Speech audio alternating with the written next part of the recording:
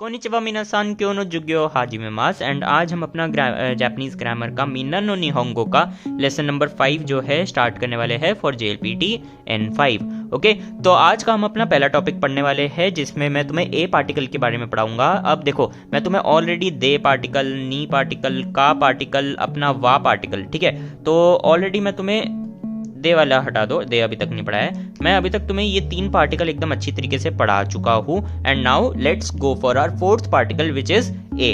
Okay, so hopefully तुम मेरी vocabulary, kanji और साथ ही साथ काताकाना की क्लासेस अच्छी तरीके से ले रहे होगे, क्योंकि साइड बाय साइड वो भी करते रहो, नहीं तो तुम्हें आगे जाके बहुत प्रॉब्लम आ जाएगी।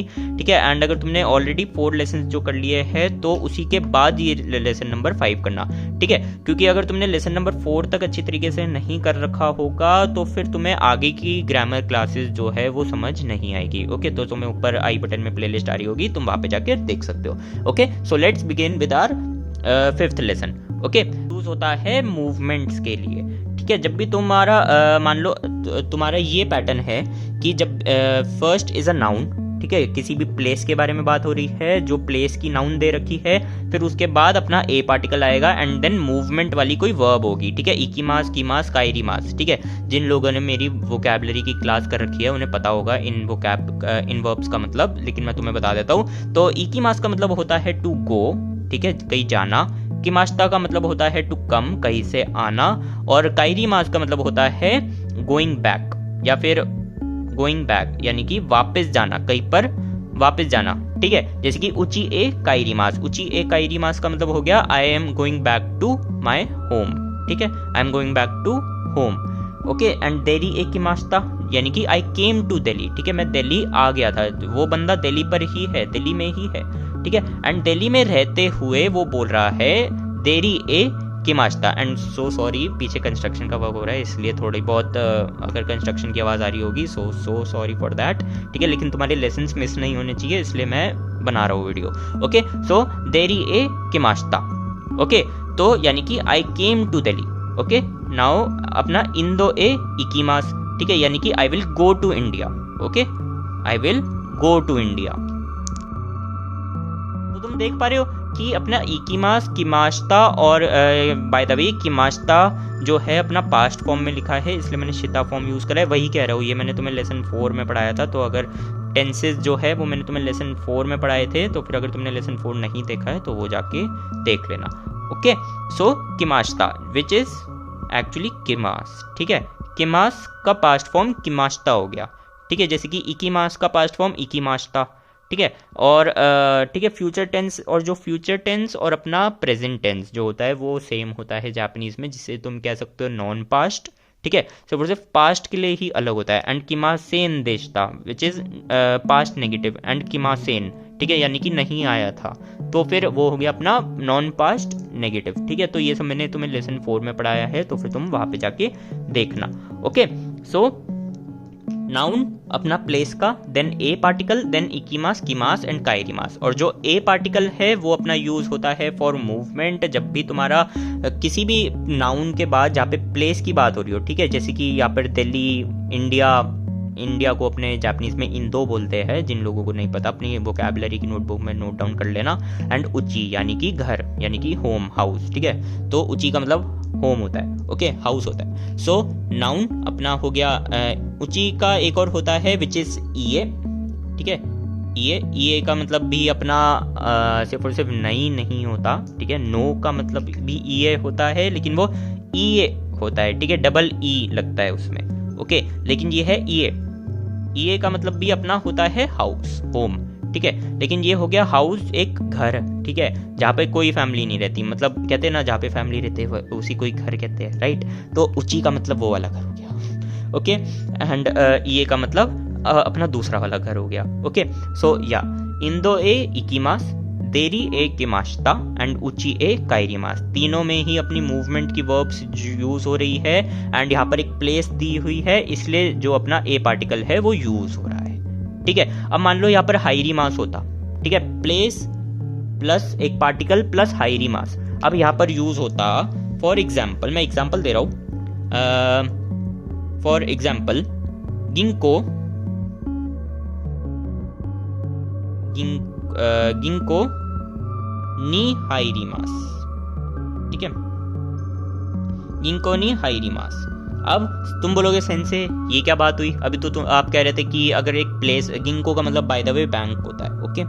अभी तो आप कह रहे थे कि जब भी कोई प्लेस हो और जब भी कोई मूवमेंट वाली वर्ब हो, क्योंकि हाइरिमास का मतलब होता है एंटर करना कहीं पर, ठीक है, तो वहाँ पर ए पार्टिकल यूज होगा। तो देखो वही बात है, हाइरिमास का मतलब होता है एंटर, और अब ये बैंक जो है एक जगह है, एक जगह के अंदर तुम एंटर कर रहे हो, एक पर्टिकुलर प्लेस की जगह, एक पर्टिकुलर प्लेस के अंदर तुम एंटर कर रहे हो, ठीक है। एक एंड फॉर एग्जांपल, इससे भी एकदम अच्छा एग्जांपल है ओफुरो, ठीक है, ओफुरो। ओफुरो का मतलब होता है, ये भी तुम अपनी उसमें तुम लिख लो अपनी वोकैबुलरी की नोटबुक में, इसका मतलब होता है बात, ठीक है, यानी कि तुम बात करने जा रहे हो, यानी कि तुम नहाने जा रहे हो, तो ओफुरोनी हाइरिमास, ठीक है। जब तुम कहीं पर एंटर कर रहे होते हो, किसी भी चीज़ के अंदर एंटर कर रहे होते हो, एक पर्टिकुलर पॉइंट पर एंटर कर रहे होते हो ना, एक पर्टिकुलर प्लेस में।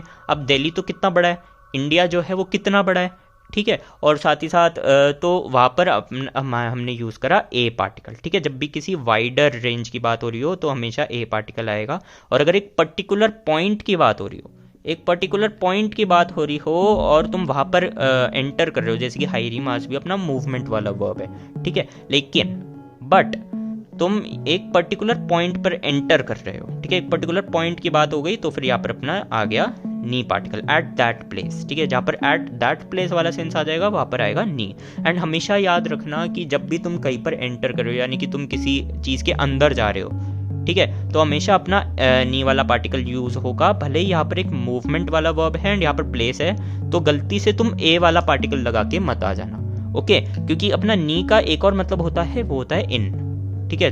आई am going in that place, ठीक है, मैं उसके अंदर जा रहा हूँ, ठीक है, I am going in to that place, ठीक है, I am going in to that box, I am going in to that room, ठीक है। तो यहाँ पर इन का सेंस आ रहा है, ठीक है, तो I am entering in that room, ठीक है, तो वही, इसलिए जब भी इन का सेंस आएगा तुम्हें हमेशा नी पार्टिकल यूज करना है। एंड अगर तुम ये पैटर्न है, लाइक अगर इकीमास, किमास और काइरीमास यूज हो रहा है, तो फिर तुम्हें हमेशा हमेशा ए पार्टिकल यूज होना है, नो मैटर कि क्या सेंटेंस यूज हो रहा है, उस सेंटेंस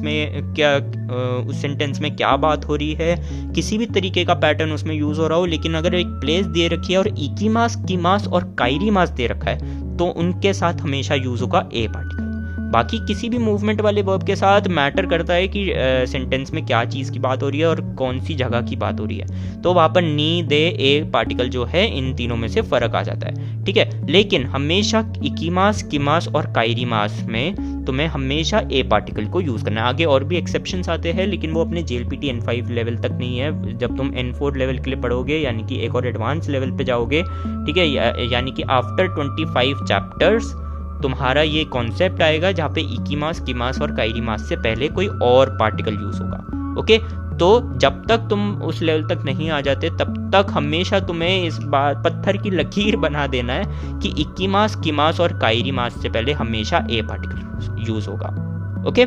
सो इस लेसन में हमने ए पार्टिकल के बारे में जाना, एंड इकीमास, किमास और काइरीमास को कैसे यूज करते हैं ये जाना, ओके। तो तुम्हारा जो होमवर्क है वो है अपने प्रीवियस पैटर्न्स को यूज करते हुए, यानी कि सोरे, आसोको, ठीक है, एंड अपने टेंसेस जो नॉन पास्ट, पास्ट फॉर्म्स हो गए, वा पार्टिकल, का पार्टिकल, क्वेश्चन वाला, तो अपने प्रीवियस पैटर्न्स को यूज करते हुए तुम्हें 5 सेंटेंसेस बनाने हैं। जैसे कि मैं हर अपने क्लासेस में होमवर्क देता हूँ तुम्हें, 5 सेंटेंसेस बनाने हैं, लेकिन ये पैटर्न जो है उसे इंक्लूड करके, ठीक है।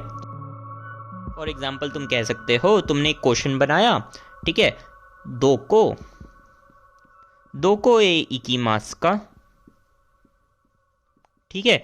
तो अब देखो यहाँ पर कौन सा पैटर्न यूज हुआ, यहाँ पे क्वेश्चन वाला पैटर्न यूज हुआ, का पार्टिकल यूज हुआ, ओके। सो दोको एक इकीमास का, और देखो अब यहाँ पर इकीमास आ रहा है, ठीक है, यहाँ पर कोई प्लेस नहीं आ रही, यहाँ पे क्वेश्चन आ रही है वेयर, ठीक है, कि तुम कहाँ जा रहे हो, दोको ए इकीमास का, ठीक है, where are you going, okay. तो यहाँ पर इकीमास आ रहा है, इसलिए यहाँ पर ए पार्टिकल आ रहा है, ठीक है। समझ गए कि ए पार्टिकल कैसे लगना है। फिर तुम्हें आंसर में खुद बना देना है कि फॉर एग्जाम्पल जैसे कि बैंक की ले लो, जैसे कि गाक्को ले लो, ठीक है। For example